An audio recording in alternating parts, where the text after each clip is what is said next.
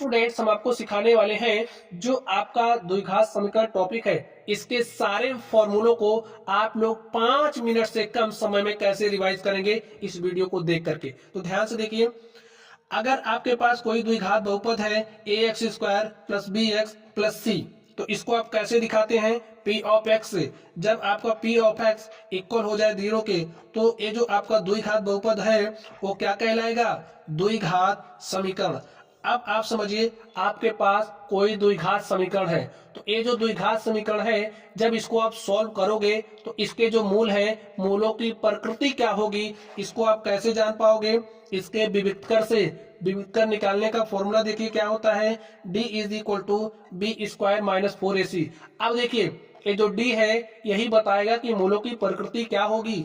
इसके लिए 3 स्थितियां होती हैं, तो तीनों स्थितियों को आप लोग समझ लीजिए। देखिए अगर d का मान बराबर है 0 के, तो जो आपके मूल हैं, मूलों की प्रकृति क्या होगी, मूलों की प्रकृति क्या होगी, वास्तविक होंगे मूल, और क्या होंगे, समान होंगे। ठीक है, वास्तविक एवं समान मूल आपको प्राप्त होंगे। चलिए, अगर आपका जो d है, d का मान ग्रेटर है 0 से, बड़ा है 0 से, तो मूल आपके क्या होंगे, वास्तविक तो होंगे लेकिन अलग अलग होंगे, असमान मूल आपको प्राप्त होंगे। आगे क्या होगा, तीसरी स्थिति देखिए, अगर d का मान छोटा है 0 से, तो आपके जो मूल हैं उनकी प्रकृति कैसी होगी, मूल आपके अवास्तविक होंगे। चलिए हम लोग आगे बात करते हैं, आप लोग ध्यान से देखिए। देखिए अब ये जो हमारा द्विघात समीकरण है, इसके मूलों को आप निकालोगे कैसे।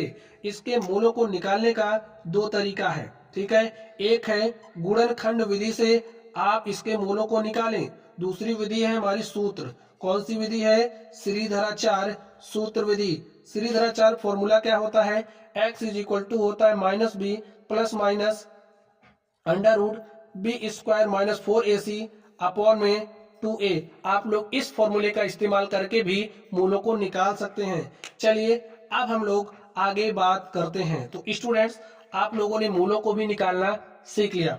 आगे आप लोग ध्यान से देखिए, अब आप समझिए, आपके पास द्विघात समीकरण है ax square plus bx plus c is equal to 0। इसको देख करके ही आप लोग मूलों का योगफल तथा गुणनफल कैसे निकालोगे। देखिए मूलों का योगफल निकालने का फॉर्मूला होता है, आप समीकरण को देख करके ही मूलों का योगफल निकाल सकते हो। देखिए क्या होता है फॉर्मूला, माइनस बी अपॉन में ए। ठीक है, मूलों का गुणनफल आप लोग कैसे निकालोगे, मूलों का गुणनफल निकालने का फॉर्मूला होता है c अपॉन में a।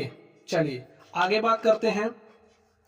अब अगर आपको समीकरण के मूल दिए गए हैं तो आप लोग द्विघात समीकरण को कैसे प्राप्त करोगे। देखिए समीकरण के मूल अगर आपको अल्फा तथा बीटा दिए गए हैं, तो द्विघात समीकरण को प्राप्त करने का हमारा फॉर्मूला होता है।